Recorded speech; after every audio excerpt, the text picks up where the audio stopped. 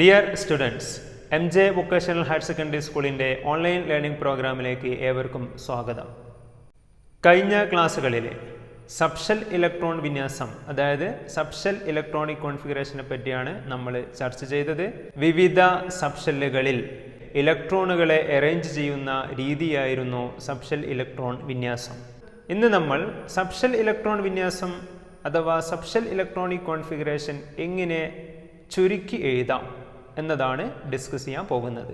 That is short form of subshell electronic configuration.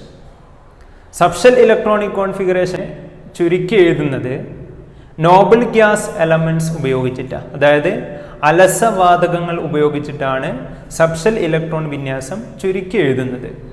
നമുക്കറിയാം, periodic ടേബിളിലുള്ള 18ാമത്തെ ഗ്രൂപ്പിൻ്റെ പേരാണ് നോബിൾ ഗ്യാസസ് അഥവാ അലസവാതകങ്ങൾ. ഈ 18ാം ഗ്രൂപ്പിലുള്ള എലമെൻസിനെ ഉപയോഗിച്ചിട്ടാണ്, അല്ലെങ്കിൽ മൂലകങ്ങളെ ഉപയോഗിച്ചിട്ടാണ് സബ്ഷെൽ ഇലക്ട്രോൺ വിന്യാസം ചുരുക്കി എഴുതുന്നത്. For example 1s2, 2s2, 2p6, 3s2. ഇതിനെ ചുരുക്കാൻ വേണ്ടിയിട്ട് മഗ്നീഷ്യത്തിൻ്റെ തൊട്ട് മുമ്പുള്ള നോബിൾ ഗ്യാസായ അലസവാതകമായ നിയോൺ ആണ് ഉപയോഗിക്കുന്നത്. അപ്പം നിയോണിൻ്റെ അറ്റോമിക് നമ്പർ നമുക്കറിയാം 10 ആണ്. അതുകൊണ്ട് അറ്റോമിക് നമ്പർ 10 ആയതുകൊണ്ട് തന്നെ 2ഉം 2ഉം 4, 4ഉം 6ഉം 10. ഇത്രയും എഴുതുന്നതിന് പകരം സ്ക്വയർ ബ്രാക്കറ്റിൽ Ne എന്ന് എഴുതുന്നു. ബാക്കിയുള്ള 3s2 കൂടി എഴുതി കഴിഞ്ഞാൽ ഇതാണ് മഗ്നീഷ്യത്തിൻ്റെ സബ്ഷെൽ ഇലക്ട്രോൺ വിന്യാസത്തിൻ്റെ ചുരുക്ക രൂപം, short form. Atomic number 17 chlorine. 1s2, 2s2, 2p6, 3s2, 3p5. ഇവിടെ നമ്മൾ എന്തുപയോഗിച്ചിട്ടാണ് ഷോർട്ട് ആക്കേണ്ടത്? ക്ലോറിൻ്റെ അറ്റോമിക് നമ്പർ 17 ആണ്. ക്ലോറിൻ്റെ തൊട്ട് മുമ്പുള്ള നോബിൾ ഗ്യാസ് എലമെൻറ്റ് അഥവാ അലസവാതകം എന്ന് പറയുന്നത് നിയോണാണ്. ആർഗൺ ക്ലോറിന് ശേഷമാണ് വരുന്നത്. കാരണം അറ്റോമിക് നമ്പർ നമുക്കറിയാം, ആർഗണിൻ്റെ അറ്റോമിക് നമ്പർ 18. സോ ക്ലോറിനെ ചുരുക്കാൻ വേണ്ടിയിട്ട് നമ്മൾ ഉപയോഗിക്കുന്ന അലസവാതകം നോബിൾ ഗ്യാസ് എലമെൻറ്റ് നിയോൺ ആണ്.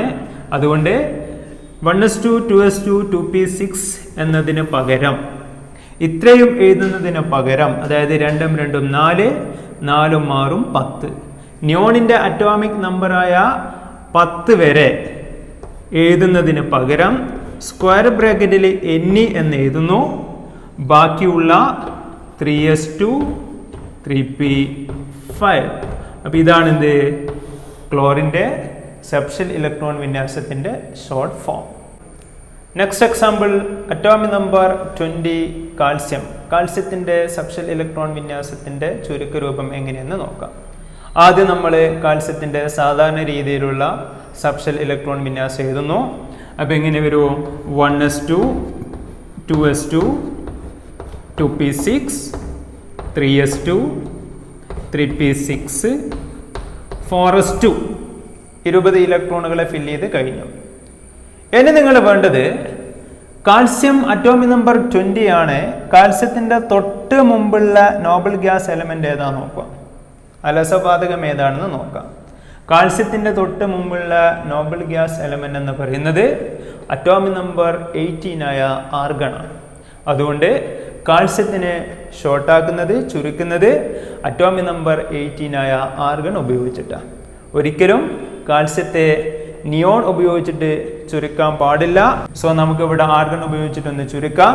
ആർഗണിൻ്റെ അറ്റോമിക് നമ്പർ 18 ആയതുകൊണ്ട് 18 ഇലക്ട്രോണുകളെ ഇവിടെ ഫില്ല് ചെയ്തത് വരെ, അതായത് ഇതുവരെ എഴുതുന്നതിന് പകരം സ്ക്വയർ ബ്രാക്കറ്റിൽ AR എന്ന് എഴുതുന്നു. ബാക്കിയുള്ള 4s2 കൂടി കൊടുക്കുന്നു. അപ്പോൾ ഇതാണ് എന്ത്? കാൽസ്യത്തിൻ്റെ subshell electronic configuration in short form. മറ്റൊരു എക്സാമ്പിൾ ടൈറ്റാനിയം അറ്റോമിക് നമ്പർ 22. ടൈറ്റാനിയത്തെ ചുരുക്കേണ്ടത് ഏത് അലസവാതകം ഉപയോഗിച്ചിട്ടാണ്? ടൈറ്റാനിയത്തിൻ്റെ തൊട്ട് മുമ്പുള്ള അലസവാതകം നമ്മൾ നേരത്തെ പറഞ്ഞതുപോലെ തന്നെ ആർഗൺ. അതുകൊണ്ട് ആർഗൺ ഉപയോഗിച്ചിട്ടാണ് ടൈറ്റാനിയത്തിനെ ഷോർട്ടാക്കി മാറ്റേണ്ടത്. അപ്പോൾ ഇവിടെ നിങ്ങൾ വേണ്ടത് ഫസ്റ്റ് സാധാരണ രീതിയിലുള്ള സബ്ഷെൽ ഇലക്ട്രോണിക് കോൺഫിഗറേഷൻ എഴുതാം. അപ്പോൾ എങ്ങനെ വരും ടൈറ്റാനിയത്തിൻ്റെത്? 1s2, 2s2, 2p6, 3s2, 3p6, നമുക്കറിയാം 4s2, 4s2 കഴിഞ്ഞിട്ട് 3d അല്ലേ, 4s2, 3d2. ഇതാണ് ടൈറ്റാനിയത്തിൻ്റെ സബ്ഷെൽ ഇലക്ട്രോണിക് കോൺഫിഗറേഷൻ. ഇനി ഇതിനെ ചുരുക്കാൻ വേണ്ടിയിട്ട് ടൈറ്റാനിയത്തിൻ്റെ തൊട്ട് മുമ്പുള്ള ആർഗൺ ഉപയോഗിച്ച് കഴിഞ്ഞാൽ 2 ഉം 2 ഉം 4, 4 ഉം 6 ഉം 10, 10 ഉം 2 ഉം 12, 12 ഉം 6 ഉം 18. 18 വരെ എഴുതുന്നതിന് പകരം സ്ക്വയർ ബ്രാക്കറ്റിൽ AR എന്ന് എഴുതിയതിന് ശേഷം ബാക്കിയുള്ള 3d2, 4s2. Therefore ഇതാണ് ടൈറ്റാനിയത്തിൻ്റെ subshell electronic configuration short form. Okay, അടുത്ത എക്സാമ്പിൾ അറ്റോമിക് നമ്പർ 24 ക്രോമിയം. നേരത്തെ ചെയ്തതുപോലെ തന്നെ ഫസ്റ്റ് ക്രോമിയത്തിൻ്റെ സബ്ഷെൽ ഇലക്ട്രോണിക് കോൺഫിഗറേഷൻ എഴുതുന്നു. അപ്പോൾ 1s2, 2s2, 2p6, 3s2, 3p6, 4s1. ഇവിടെ നോട്ട് ചെയ്യുക, ക്രോമിയത്തിൻ്റെ കേസിൽ നമ്മൾ പഠിച്ചതാ 4sൽ ഒരു ഇലക്ട്രോൺ കൊടുത്താൽ മതി. ബാക്കിയുള്ള 5 ഇലക്ട്രോണിനെ 3dയിൽ കൊടുക്കുമ്പോൾ 3d5. ഇതാണ് ക്രോമിയത്തിൻ്റെ സബ്ഷെൽ ഇലക്ട്രോൺ വിന്യാസം. ഇനി ഇതിനെ ചുരുക്കേണ്ടത് അറ്റോമിക് നമ്പർ 24 ആണ് ക്രോമിയം. ക്രോമിയത്തിൻ്റെ തൊട്ട് മുമ്പുള്ള നോബൽ ഗ്യാസ് എലമെൻറ്റ് അഥവാ അലസവാതകം ആർഗണാണ്. ആർഗൺ ഉപയോഗിച്ചിട്ടാണ് നമ്മൾ ഇവിടെയും ചുരുക്കാൻ പോകുന്നത്. സോ 18 വരെ, അതായത് 3p6 വരെ എഴുതുന്നതിന് പകരം അറ്റോമിക് നമ്പർ 18 ആർഗൺ എഴുതി കഴിഞ്ഞാൽ സ്ക്വയർ ബ്രാക്കറ്റിൽ AR എഴുതുന്നു, ബാക്കി 3d5, 4s1. അപ്പോൾ ഇതാണിത് ക്രോമിയത്തിൻ്റെ സബ്ഷെൽ ഇലക്ട്രോണിക് കോൺഫിഗറേഷൻ്റെ ഷോർട്ട് ഫോം. ഏത് എലമെൻറ്റിൻ്റെ ഏത് മൂലകത്തിൻ്റെ സബ്ഷെൽ ഇലക്ട്രോൺ വിന്യാസമാണോ ചുരുക്കി എഴുതേണ്ടത് ആ എലമെൻറ്റിൻ്റെ തൊട്ട് മുമ്പുള്ള നോബൽ ഗ്യാസ് എലമെൻറ്റ് അഥവാ അലസവാതക മൂലകം ഉപയോഗിച്ചിട്ടാണ് ആ ഒരു എലമെൻറ്റിൻ്റെ സബ്ഷെൽ ഇലക്ട്രോൺ വിന്യാസത്തെ ചുരുക്കേണ്ടത്. അറ്റോമിക് നമ്പർ 11 മുതലുള്ള എലമെൻറ്റ്സിൻ്റെ ഇലക്ട്രോണിക് കോൺഫിഗറേഷൻ ഷോർട്ടാക്കേണ്ടത് നിയോണും അതേപോലെ അറ്റോമിക് നമ്പർ 19 മുതലുള്ള എലമെൻറ്റ്സിനെ ഷോർട്ടാക്കേണ്ടത് ആർഗൺ ഉപയോഗിച്ചിട്ടുമാണ്. അതുകൊണ്ട് തന്നെ അറ്റോമിക് നമ്പർ 10 നിയോണും അതേപോലെ അറ്റോമിക് നമ്പർ 18 ആർഗണും ഓർമ്മിച്ച് വെക്കുക. ഈ 2 എലമെൻറ്റ്സിനെ ഉപയോഗിച്ചിട്ടാണ് നമുക്ക് പഠിക്കാനുള്ള ഭാഗങ്ങളിൽ ചുരുക്കി എഴുതുന്നത്. അടുത്തതായി ഇലക്ട്രോൺ വിന്യാസം അഥവാ ഇലക്ട്രോണിക് കോൺഫിഗറേഷൻ നമ്മൾ ഫസ്റ്റ് ക്ലാസ് പഠിച്ചതാണ്. അറ്റോമിക് നമ്പർ 18 ആർഗൺ വരെ മാത്രമേ നമ്മൾ ഇലക്ട്രോൺ വിന്യാസത്തെ ഡിസ്കസ് ചെയ്തിട്ടുള്ളൂ. ഇനി 18 ശേഷമുള്ള എലമെൻറ്റ്സിൻ്റെ ഇലക്ട്രോൺ വിന്യാസം അഥവാ ഇലക്ട്രോണിക് കോൺഫിഗറേഷൻ എങ്ങനെയാണ് എഴുതുന്നത് എന്നൊന്ന് നോക്കാം. നമ്മൾ പഠിച്ചിട്ടുണ്ട് ഓരോ ഷെല്ലിലും പരമാവധി ഉൾക്കൊള്ളാൻ പറ്റുന്ന ഇലക്ട്രോണുകളുടെ എണ്ണം. കെ ഷെല്ലിൽ പരമാവധി 2, എൽ ഷെല്ലിൽ പരമാവധി 8, എം ഷെല്ലിൽ പരമാവധി 18, എൻ ഷെല്ലിൽ പരമാവധി 32 ഇലക്ട്രോണുകളെ അക്കോമഡേറ്റ് ചെയ്യാനുള്ള കപ്പാസിറ്റിയാണ് ഉള്ളത് എന്നതൊക്കെ നമ്മൾ കഴിഞ്ഞ ക്ലാസ്സുകളിൽ പഠിച്ചതാണ്. അതുപ്രകാരം പൊട്ടാസ്യത്തിൻ്റെ ഇലക്ട്രോണിക് കോൺഫിഗറേഷൻ അതായത് ഇലക്ട്രോൺ വിന്യാസം നമുക്ക് എങ്ങനെ എഴുതാൻ പറ്റും? 2, 8, ബാക്കി 2 + 8 10 ഇലക്ട്രോണുകളായിട്ടേ ഉള്ളൂ. ഇനിയും 9 ഇലക്ട്രോണുകൾ ബാക്കിയുണ്ട്. ആ ബാക്കിയുള്ള 9 ഇലക്ട്രോണുകളെ നമ്മൾ ഇതുവരെ പഠിച്ചത് പ്രകാരം മൂന്നാമത്തെ ഷെല്ലായ എം ഷെല്ലിലാണ് കൊടുക്കേണ്ടത് അല്ലേ? 2, 8, 9. കാരണം നമ്മൾ പഠിച്ചിട്ടുണ്ട് മൂന്നാമത്തെ ഷെല്ലായ എം ഷെല്ലിൽ പരമാവധി 18 ഇലക്ട്രോണുകൾ വരെ ഉൾക്കൊള്ളാനുള്ള കപ്പാസിറ്റി ഉണ്ട്. നമ്മൾ ആ പഠിച്ചത് പ്രകാരം ഇങ്ങനെയാണ് എഴുതേണ്ടത്. പക്ഷെ ഇവിടെ നിങ്ങൾ ശ്രദ്ധിക്കുക, 19 മുതൽ ആ ഒരു കണ്ടീഷൻ പ്രത്യേകം നിങ്ങൾ ശ്രദ്ധിക്കണം. ഇത് തെറ്റാണ്. ഇതിൻ്റെ ശരിയായ രൂപം മറ്റൊന്നാണ്. അതായത് 2, 8, 8, 1. ഇതാണ് പൊട്ടാസ്യത്തിൻ്റെ ഇലക്ട്രോൺ കോൺഫിഗറേഷൻ അഥവാ ഇലക്ട്രോൺ വിന്യാസം. ഫസ്റ്റ് എഴുതിയത് ശരിയല്ല, തെറ്റാണ്. ശരിയായ രൂപം 2,8,8,1 എന്നതാണ്. നമ്മൾ പഠിച്ചത് പ്രകാരം എം ഷെല്ലിൽ പരമാവധി 18 ഇലക്ട്രോണുകൾ വരെ ഉൾക്കൊള്ളാനുള്ള കപ്പാസിറ്റി ഉണ്ട്. അത് പ്രകാരം രണ്ടാമത്തെ ഷെല്ലായ എൽ ഷെല്ലിൽ ഇലക്ട്രോണുകളെ ഫില്ല് ചെയ്തതിന് ശേഷം ബാക്കിയുള്ള ഇലക്ട്രോണുകളെ ഫില്ല് ചെയ്യേണ്ടത് എം ഷെല്ലിലാണ്. കാരണം ഇതിൽ 18 ഇലക്ട്രോണുകൾ വരെ എന്ത് ചെയ്യാൻ പറ്റും, ഉൾക്കൊള്ളാൻ പറ്റും. പക്ഷെ നമ്മൾ അവിടെ അങ്ങനെ ചെയ്തിട്ടില്ല. മൂന്നാമത്തതിൽ 8 ഇലക്ട്രോൺസ് വന്നതിന് ശേഷം ബാക്കിയുള്ള 1 ഇലക്ട്രോണിനെ നാലാമത്തെ ഷെല്ലിലാണ് കൊടുത്തത്. അപ്പോൾ ഇവിടെ പ്രത്യേകം ശ്രദ്ധിക്കുക, ഈ തേർഡ് ഷെല്ലിൽ 18 ഇലക്ട്രോണുകൾ വരെ ഉൾക്കൊള്ളാനുള്ള കപ്പാസിറ്റി ഉണ്ടായിരുന്നു. എന്നിട്ട് പോലും ഇതിൽ കൊടുക്കാതെ ബാക്കിയുള്ള 1 ഇലക്ട്രോണിനെ ഫോർത്ത് ഷെല്ലിലാണ് നമ്മൾ കൊടുത്തത്. ഇതിന് കാരണം എന്താണെന്ന് നമുക്ക് ചർച്ച ചെയ്യാം. നമുക്കറിയാം പൊട്ടാസ്യത്തിൻ്റെ സബ്ഷെൽ ഇലക്ട്രോൺ വിന്യാസം ഇങ്ങനെയാണ് വരുന്നത് അല്ലേ. 1s2 2s2 2p6 3s2 3p6 4s1. ഇനി ഫസ്റ്റ് ഷെല്ലിൻ്റെ സബ്ഷെൽ ഏതേനു? 1s ആയിരുന്നു അല്ലേ. ഒന്നാമത്തെ ഷെല്ലായ കെ ഷെല്ലിന് ഒരൊറ്റ സബ്ഷെല്ലേ ഉള്ളൂ എന്നാണ് നമ്മൾ പഠിച്ചത്. ഇത് 1s മാത്രം. ഇനി സെക്കൻഡ് ഷെല്ലായ എൽ ഷെല്ലിന് 2 സബ്ഷെല്ലുകൾ ഉണ്ടായിരുന്നു, 2s-ഉം 2p-യും. അത് ഞാനിവിടെ മാർക്ക് ചെയ്യാം, 2s-ഉം 2p-യും. തേർഡ് ഷെല്ലായ എം ഷെല്ലിന് 3 സബ്ഷെല്ലുകൾ ഉണ്ടായിരുന്നു, 3s-ഉം 3p-യും 3d-യും. പൊട്ടാസ്യത്തിന്റെ കേസിൽ നമുക്ക് ഇവിടെ 3s-ഉം 3p-യും കാണാൻ സാധിക്കുകയുള്ളൂ, 3d കാണാൻ സാധിക്കുകയില്ല. ഇനി നാലാമത്തെ ഷെല്ലിന്റെ സബ്ഷെല്ലുകളായിരുന്നു 4s 4p 4d 4f. പൊട്ടാസ്യത്തിന്റെ കേസിൽ ഇവിടെ 4s എന്നൊരു സബ്ഷെല്ല് കാണാൻ സാധിക്കുന്നുള്ളൂ. അപ്പോൾ ഇവിടെ നിങ്ങൾ ശ്രദ്ധിക്കുക, ഫസ്റ്റ് ഷെല്ലായ കെ ഷെല്ലിന്റെ സബ്ഷെല്ലായ 1s-ൽ 2 ഇലക്ട്രോൺ, ക്ലിയർ.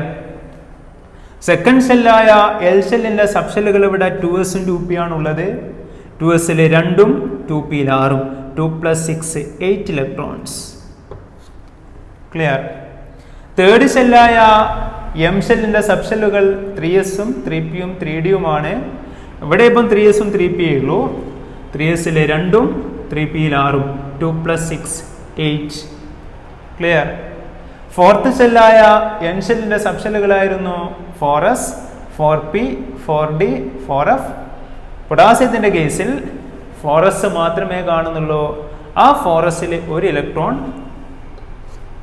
ഓക്കെ, ഈ രീതിയിലാണ് എന്തുന്നത്, ഇലക്ട്രോണിക് കോൺഫിഗറേഷൻ എഴുതുന്നത്.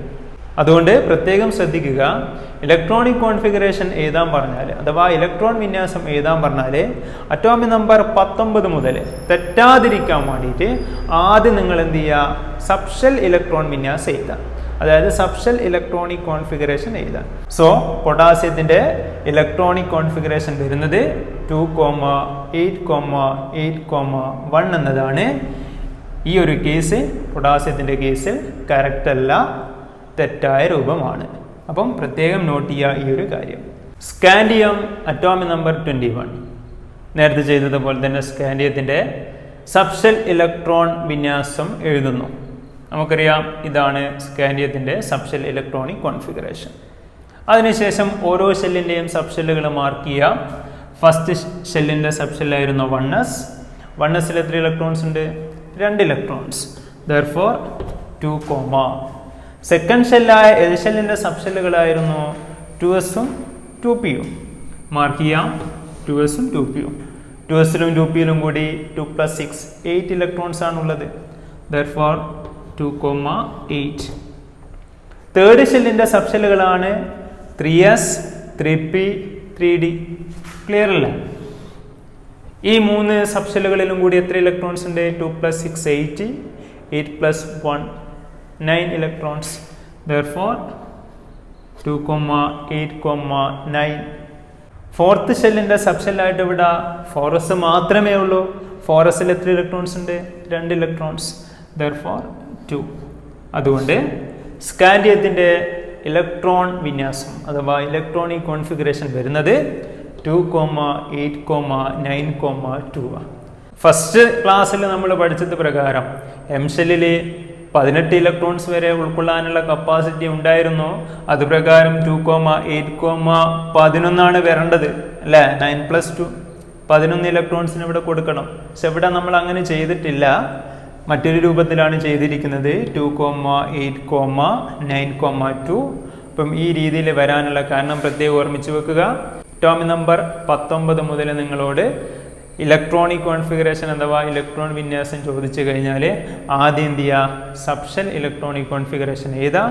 അതിനുശേഷം ഓരോ ഷെല്ലുകളുടെയും സബ്ഷെല്ലുകളിൽ വരുന്ന ഇലക്ട്രോണുകളെ നോക്കിയിട്ട് എഴുതിയാൽ മതി. സോ ഒന്നുകൂടി റിപ്പീറ്റ് ചെയ്യാം. ഫസ്റ്റ് ഷെല്ലിൻ്റെ സബ്ഷെല്ലാണ് 1s, 1sൽ 2 ഇലക്ട്രോൺസ്. ക്ലിയർ? സെക്കൻഡ് ഷെല്ലിൻ്റെ സബ്ഷെല്ലുകളാണ് 2s-ഉം 2p-യും, 2-ഉം 6-ഉം 8. തേർഡ് ഷെല്ലിൻ്റെ സബ്ഷെല്ലുകളാണ് 3s, 3p, 3d, 2-ഉം 6-ഉം 1-ഉം 9. ഫോർത്ത് ഷെല്ലിൻ്റെ സബ്ഷെല്ലായിരുന്ന 4s, 4sൽ 2 ഇലക്ട്രോൺസേ ഉള്ളൂ. ഇതാ അപ്പം പ്രത്യേകം ഓർമ്മിച്ച് വെക്കുക. കഴിഞ്ഞ ക്ലാസ്സുകളിലും ഞാൻ പറഞ്ഞതാണ്, സബ്ഷെല്ലുകളുടെ മുന്നിൽ എഴുതുന്ന ഈ ഒരു നമ്പർ സൂചിപ്പിക്കുന്നത് ഷെൽ നമ്പറിനെയാണ്. ഈ ഒരു നമ്പർ കണ്ടു കഴിഞ്ഞാൽ അത് ഏത് ഷെല്ലിൻ്റെ സബ്ഷെല്ലാണെന്ന് നമുക്ക് തിരിച്ചറിയാൻ സാധിക്കും. മറ്റൊരു എക്സാമ്പിൾ, മാംഗനീസ് അറ്റോമിക് നമ്പർ 25. ആദ്യം നമ്മൾ മാംഗനീസിൻ്റെ സബ്ഷെൽ ഇലക്ട്രോൺ വിന്യാസം എഴുതുന്നു. അതിനുശേഷം ഓരോ ഷെല്ലുകളുടെയും സബ്ഷെല്ലുകൾ എഴുതാം. ഫസ്റ്റ് ഷെല്ലിൻ്റെ സബ്ഷെൽ 1s, 1sൽ 2 ഇലക്ട്രോൺസ്. സെക്കൻഡ് ഷെല്ലിൻ്റെ സബ്ഷെല്ലുകൾ 2s-ഉം 2p-യും, അതിൽ 2-ഉം 6-ഉം 8. തേർഡ് ഷെല്ലിൻ്റെ സബ്ഷെല്ലുകൾ 3s, 3p, 3d, അതിൽ 2-ഉം 6-ഉം 8-ഉം 5-ഉം 13. ഫോർത്ത് ഷെല്ലിൻ്റെ സബ്ഷെൽ 4s മാത്രമേ ഇവിടെ ഉള്ളൂ, അതുകൊണ്ട് 4sൽ 2 ഇലക്ട്രോൺ 2. സോ മാംഗനീസിൻ്റെ ഇലക്ട്രോണിക് കോൺഫിഗറേഷൻ, അതായത് ഇലക്ട്രോൺ വിന്യാസം വരുന്നത് 2,8,13,2. Clear? Last example, atomic number 29 copper. First നമ്മൾ കോപ്പറിൻ്റെ സബ്ഷെൽ ഇലക്ട്രോൺ വിന്യാസം എഴുതുന്നു. പ്രത്യേകം ശ്രദ്ധിക്കുക, കോപ്പറിൻ്റെ കേസിൽ 4sൽ 1 വേണ്ടു, 3dയിൽ 10 ഇലക്ട്രോൺസ് വന്നിട്ടുണ്ട്. അതിനുശേഷം ഓരോ ഷെല്ലിൻ്റെയും സബ്ഷെല്ലുകൾ നോട്ട് ചെയ്യുക. ഫസ്റ്റ് ഷെല്ലിൻ്റെ സബ്ഷെൽ 1s, അതിൽ 2 ഇലക്ട്രോൺസ്. സെക്കൻഡ് ഷെല്ലിൻ്റെ സബ്ഷെല്ലുകൾ 2s-ഉം 2p-യും, അതിൽ 2-ഉം 6-ഉം 8 electrons. Third ഷെല്ലിൻ്റെ സബ്ഷെല്ലുകൾ 3s, 3p, 3d, അതിൽ 2-ഉം 6-ഉം 8, 8-ഉം 10-ഉം 18. ഇനി ഫോർത്ത് ഷെല്ലിൻ്റെ സബ്ഷെല്ലായിട്ട് ഇവിടെ 4s ഉള്ളൂ, 4sൽ 1 ഇലക്ട്രോൺ, therefore 1. അതുകൊണ്ട് കോപ്പറിൻ്റെ ഇലക്ട്രോൺ വിന്യാസം അഥവാ ഇലക്ട്രോണിക് കോൺഫിഗറേഷൻ വരുന്നത് 2,8,18,1 എന്നത്. അതുകൊണ്ട് ഇവിടെ പ്രത്യേകം ശ്രദ്ധിക്കുക, അറ്റോമിക് നമ്പർ 19 മുതൽ നിങ്ങളോട് ഇലക്ട്രോൺ വിന്യാസം അഥവാ ഇലക്ട്രോണിക് കോൺഫിഗറേഷൻ എഴുതാൻ പറഞ്ഞാൽ ആദ്യം നിങ്ങൾ എന്ത് ചെയ്യുക, അതിൻ്റെ സബ്ഷെൽ ഇലക്ട്രോൺ വിന്യാസം എഴുതുക. അതിനുശേഷം ഓരോ ഷെല്ലുകളിലെയും സബ്ഷെല്ലുകൾ നോട്ട് ചെയ്യുക. അതിൽ എത്ര ഇലക്ട്രോൺസ് വരുന്നു എന്ന് നോക്കിക്കഴിഞ്ഞാൽ വളരെ ഈസി ആയിട്ട് നമുക്ക് എന്ത് ചെയ്യാൻ പറ്റും, അവയുടെ ഇലക്ട്രോൺ വിന്യാസം അഥവാ ഇലക്ട്രോണിക് കോൺഫിഗറേഷൻ എഴുതാൻ സാധിക്കും. ക്ലിയർ?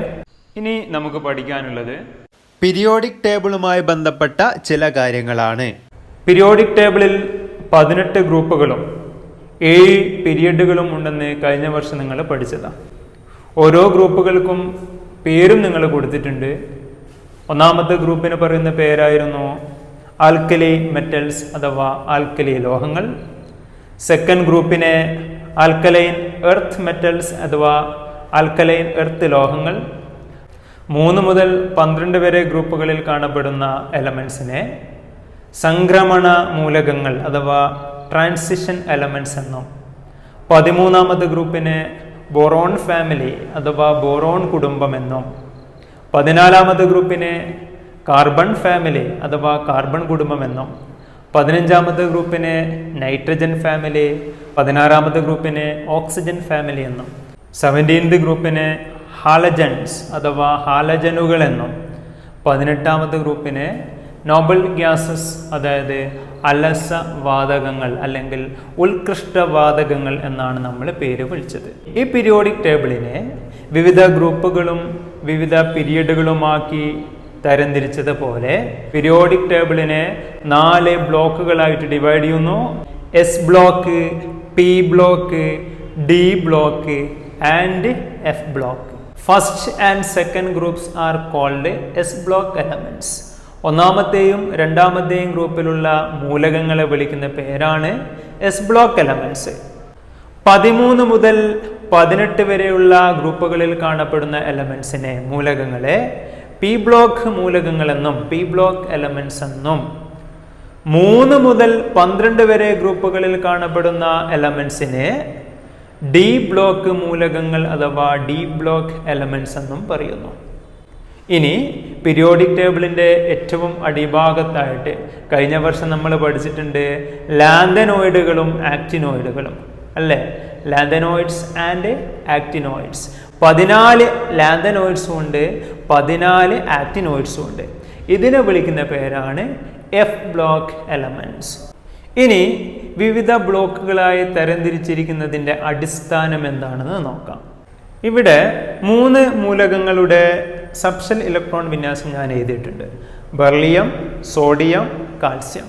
ബെർലിയം വരുന്നത് സെക്കൻഡ് ഗ്രൂപ്പിലാണ്. പീരിയോഡിക് ടേബിൾ എടുത്തിട്ടൊന്ന് പരിശോധിച്ച് നോക്കാം.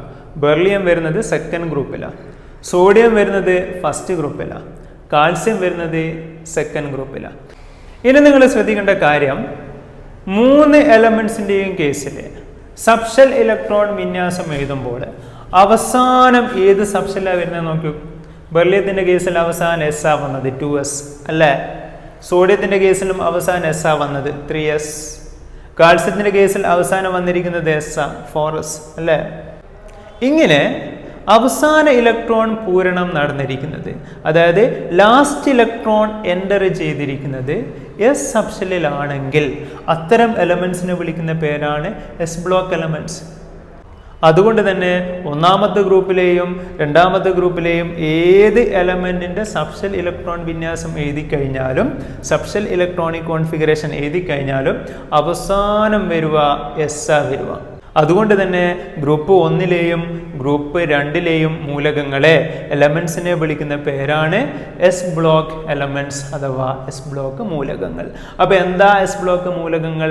അവസാന ഇലക്ട്രോൺ പൂരണം നടക്കുന്നത് എസ് സബ്ഷെല്ലിലാണെങ്കിൽ അത്തരം എലമെന്റ്സിനെ എസ് ബ്ലോക്ക് എലമെന്റ്സ് അഥവാ എസ് ബ്ലോക്ക് മൂലകങ്ങൾ എന്ന് വിളിക്കും.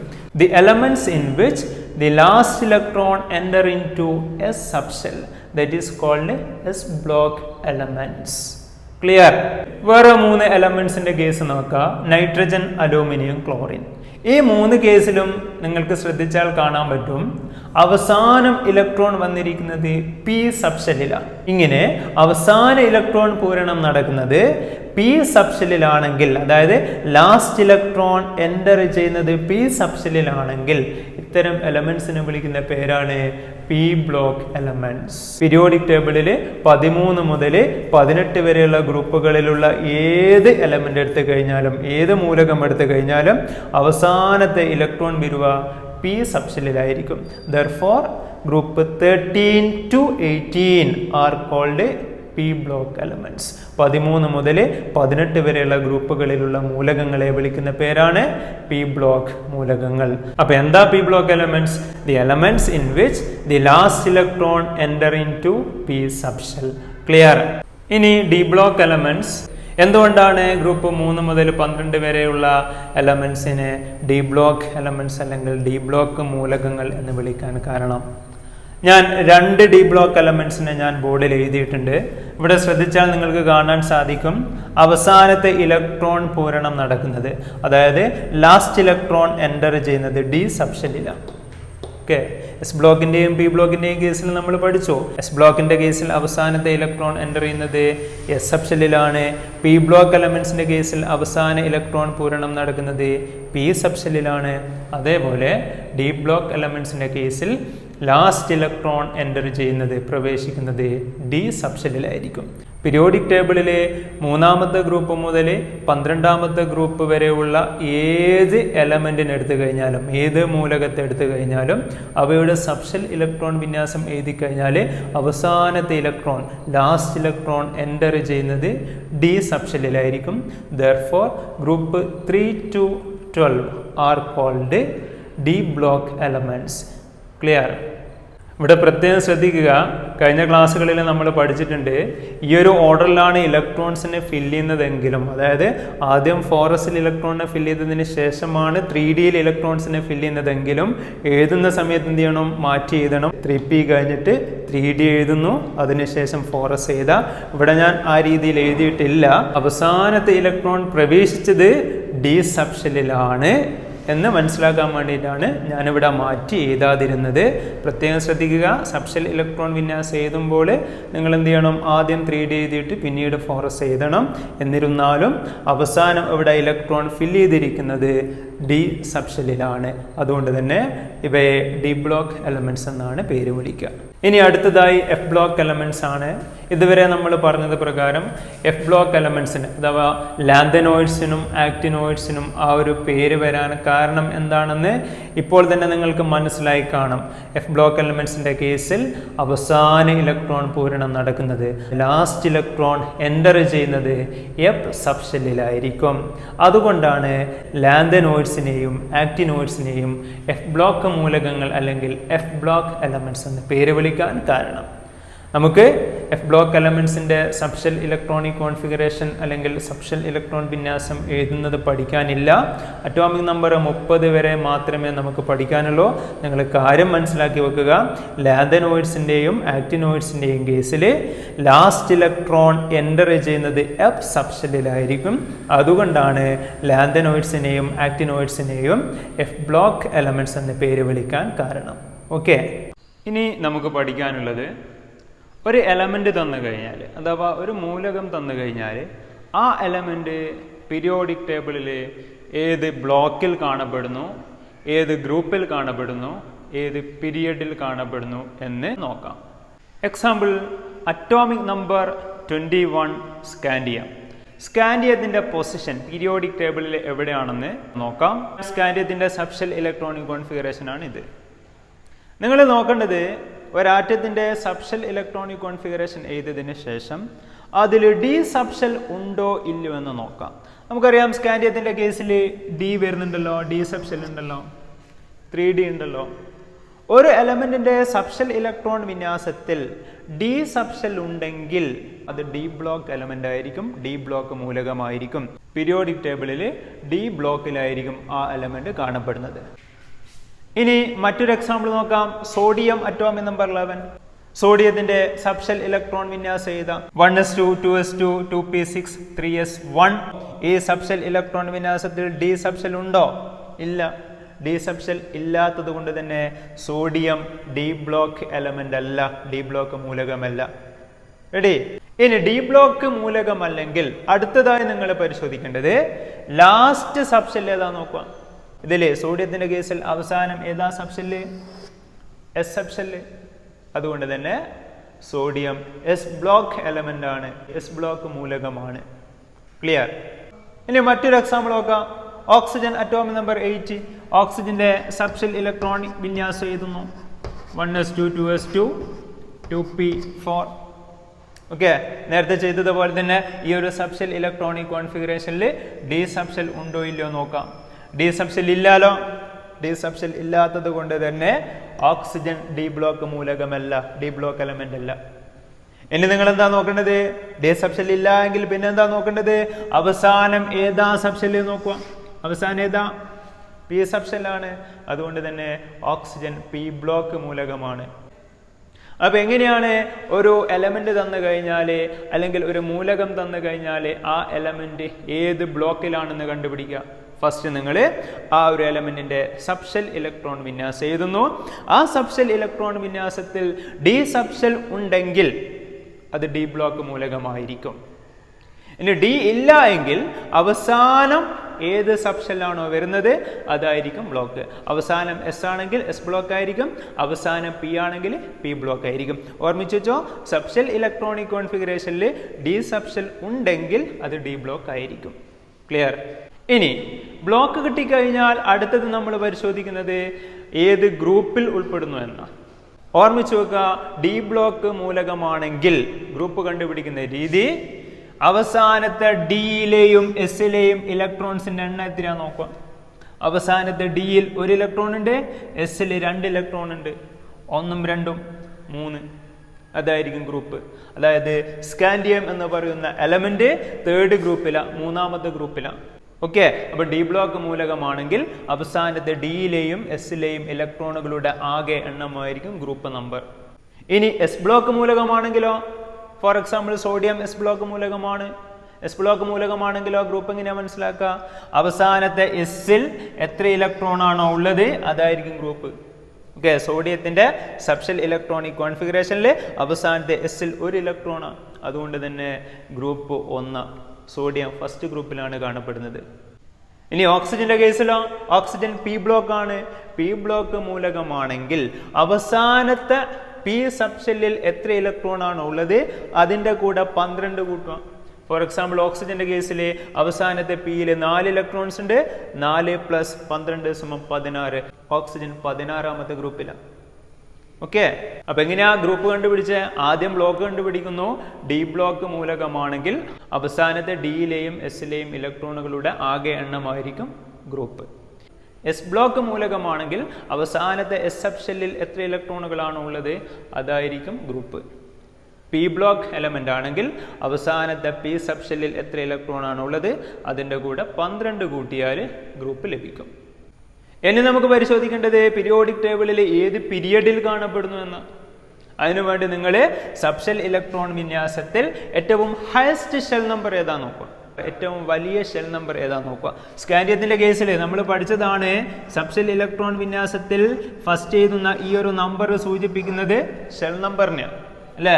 ഇതിൽ ഷെൽ നമ്പർ 1 ഉണ്ട്, 2 ഉണ്ട്, 3 ഉണ്ട്, 4 ഉണ്ട്. ഇതാണ് 4 ആണ് ഹയസ്റ്റ് ഷെൽ നമ്പർ. ഏറ്റവും വലിയ ഷെൽ നമ്പർ ഏതാ? ഇതിൽ 4 അല്ലേ. ഏതാണോ ഹയസ്റ്റ് ഷെൽ നമ്പർ, ഏതാണോ വലിയ ഷെൽ നമ്പർ അതായിരിക്കും പീരിയഡ്. സോ സ്കാൻഡിയം 4th പീരീഡിലാണ്, 4ാമത്തെ പീരീഡിലാണ് സ്കാൻഡിയം. സോഡിയത്തിന്റെ കേസിലോ, സോഡിയം ഹയസ്റ്റ് ഷെൽ നമ്പർ 1 ഉണ്ട്, 2 ഉണ്ട്, 3 ഉണ്ട്. ഏതാ ഹയസ്റ്റ് ഷെൽ നമ്പർ? 3.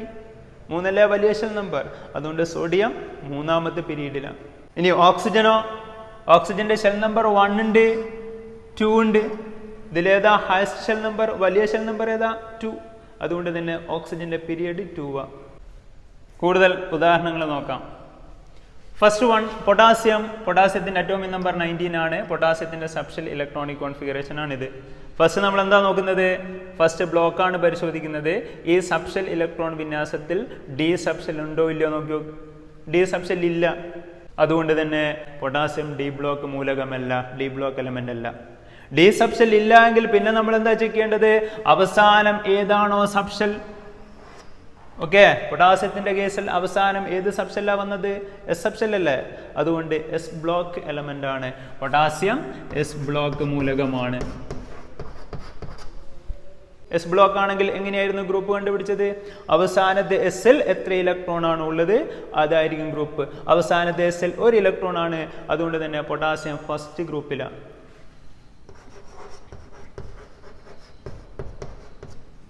ഗ്രൂപ്പ് 1. ഇനി പീരിയഡ് കണ്ടുപിടിക്കാം. ഷെൽ നമ്പർ 1 ഉണ്ട്, 2 ഉണ്ട്, 3 ഉണ്ട്, 4 ഉണ്ട്. ഇതിലേതാ ഹയസ്റ്റ് ഷെൽ നമ്പർ? വലിയ ഷെൽ നമ്പർ ഏതാ? 4 അല്ലേ. അതുകൊണ്ട് പീരീഡ് 4 ആണ്. ഓക്കെ, പൊട്ടാസ്യം 4ാമത്തെ പീരീഡിലാണ് കാണപ്പെടുന്നത്. Clear? Next example magnesium. Magnesium atomic number 12, 1s2, 2s2, 2p6, 3s2. First ഏതാ ബ്ലോക്ക് എന്ന് കണ്ടുപിടിക്കാം. ഈ ഒരു സബ്ഷെൽ ഇലക്ട്രോൺ വിന്യാസത്തിൽ ഡി സബ്ഷെൽ ഇല്ല. ഡി സബ്ഷെൽ ഇല്ലാത്തത് കൊണ്ട് തന്നെ മെഗ്നീഷ്യം ഡി ബ്ലോക്ക് മൂലകമല്ല. ഓക്കെ, ഇനി നമ്മൾ നോക്കേണ്ടത് ഡി സബ്ഷെൽ ഇല്ല എങ്കിൽ അവസാനം ഏതാണോ സബ്ഷെൽ നോക്കുക. അവസാനം ഏതാ സബ്ഷെൽ? എസ് സബ്ഷെൽ അല്ലേ. അതുകൊണ്ട് മെഗ്നീഷ്യവും എസ് ബ്ലോക്ക് എലമെന്റ് ആണ്. Block S. എസ് ബ്ലോക്ക് ആയതുകൊണ്ട് തന്നെ ഈ അവസാനത്തെ എസിൽ 2 ഇലക്ട്രോൺ ആണുള്ളത്. അതുകൊണ്ട് തന്നെ ഗ്രൂപ്പ് 2 സെക്കൻഡ് ഗ്രൂപ്പിലാണ് മെഗ്നീഷ്യം കാണപ്പെടുന്നത്. ഷെൽ നമ്പർ 1 ഉണ്ട്, 2 ഉണ്ട്, 3 ഉണ്ട്. ഇതിൽ വലിയ shell number highest shell number 3 ആയതുകൊണ്ട് തന്നെ മെഗ്നീഷ്യം തേർഡ് പീരീഡിലാണ്. Clear? Next example atomic number 22 titanium. ടൈറ്റാനിയത്തിന്റെ സബ്ഷെൽ ഇലക്ട്രോൺ വിന്യാസം ഇവിടെ എഴുതിയിട്ടുണ്ട്. ഈ സബ്ഷെൽ ഇലക്ട്രോണിക് കോൺഫിഗറേഷനിൽ ഡി സബ്ഷെൽ ഉണ്ട്, കാണുന്നില്ലേ? ഡി സബ്ഷെൽ ഉണ്ടെങ്കിൽ വേറെ ഒന്നും ആലോചിക്കേണ്ട ആവശ്യമില്ല, അത് ഡി ബ്ലോക്ക് ആയിരിക്കും. ഫസ്റ്റ് നമ്മൾ ചെക്ക് ചെയ്യുന്നത് ഡി സബ്ഷെൽ ഉണ്ടോ ഇല്ലയോ എന്ന്. ഇതിൽ ഡി സബ്ഷെൽ ഉള്ളത് കൊണ്ട് തന്നെ ടൈറ്റാനിയം ഡി ബ്ലോക്ക് എലമെന്റ് ആണ്. ഓക്കെ, ഡി ബ്ലോക്ക് മൂലകമാണെങ്കിൽ ഇനി നമുക്ക് ഗ്രൂപ്പ് കണ്ടുപിടിക്കാം. എങ്ങനെയാ ഗ്രൂപ്പ് കണ്ടുപിടിച്ചത്? അവസാനത്തെ ഡിയിലെയും എസിലെയും ഇലക്ട്രോണുകളുടെ ആകെ എണ്ണമായിരിക്കും ഗ്രൂപ്പ്. ഡിയിലെ 2ഉം എസിലെ 2ഉം 2 2 4. So fourth group. ക്ലിയർ? ഇനി പീരിയഡ് ഷെൽ നമ്പർ 1 ഉണ്ട്, 2 ഉണ്ട്, 3 ഉണ്ട്, 4 ഉണ്ട്. ഹാസ്റ്റ് ഷെൽ നമ്പർ വലിയ ഷെൽ നമ്പർ 4 ആണ്. അതുകൊണ്ട് തന്നെ ടൈറ്റാനിയം 4ാമത്തെ പീരീഡിലാണ് കാണപ്പെടുന്നത്. Okay, next example atomic number 13 aluminium. ഈ ഒരു സബ്ഷെൽ ഇലക്ട്രോണിക് കോൺഫിഗറേഷനിൽ ഡി സബ്ഷെൽ ഇല്ല. ഡി സബ്ഷെൽ ഇല്ലാത്തത് കൊണ്ട് തന്നെ അലൂമിനിയം ഡി ബ്ലോക്കിലല്ല. ഡി സബ്ഷെൽ ഇല്ല എങ്കിൽ പിന്നെ നമ്മൾ എന്താ ചെക്ക് ചെയ്യുന്നത്? അവസാനം ഏതാണോ സബ്ഷെല്, പി സബ്ഷെൽ. അതുകൊണ്ട് തന്നെ അലൂമിനിയം പി ബ്ലോക്ക് മൂലകമാണ്. ഓക്കെ, ബ്ലോക്ക് കിട്ടി. ബ്ലോക്ക് പി ആണെങ്കിൽ ഗ്രൂപ്പ് കണ്ടുപിടിക്കുന്ന രീതി, അവസാനത്തെ പിയിൽ എത്ര ഇലക്ട്രോൺ ആണ് ഉള്ളത് അതിന്റെ കൂടെ 12 കൂട്ടുന്നു.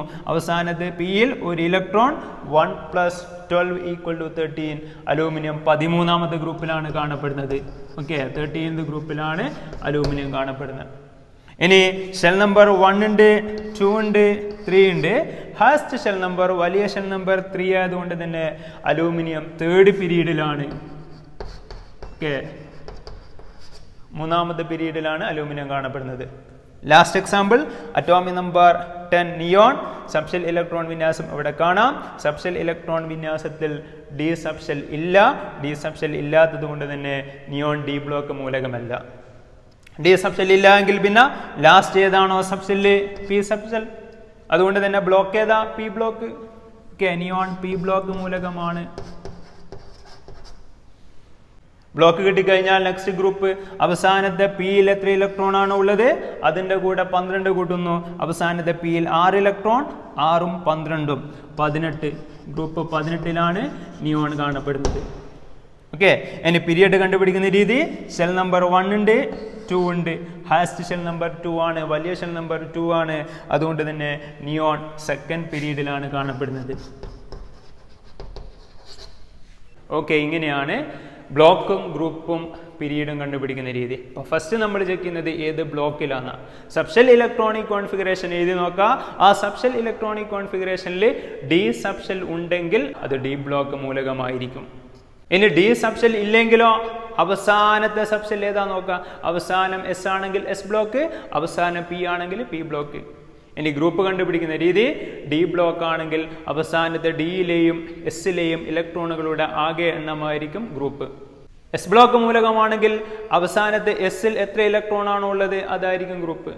പി ബ്ലോക്ക് മൂലകമാണെങ്കിൽ അവസാനത്തെ പിയിൽ എത്ര ഇലക്ട്രോൺ ആണോ ഉള്ളത് അതിൻ്റെ കൂടെ 12 കൂട്ടാം. ഇനി പീരിയഡ് കണ്ടുപിടിക്കുന്ന രീതി എല്ലാ ബ്ലോക്കിലും ഒരേപോലെയാണ്. ഹയസ്റ്റ് ഷെൽ നമ്പർ, വലിയ ഷെൽ നമ്പർ ഏതാണോ അതായിരിക്കും പീരിയഡ്. ഓക്കെ, അപ്പോൾ ഇത്രയും കാര്യങ്ങൾ കൃത്യമായി മനസ്സിലാക്കി വെക്കുക. കൂടുതൽ കാര്യങ്ങൾ അടുത്ത ക്ലാസ്സുകളിലായിട്ട് വീണ്ടും നമുക്ക് ചർച്ച ചെയ്യാം. Thank you.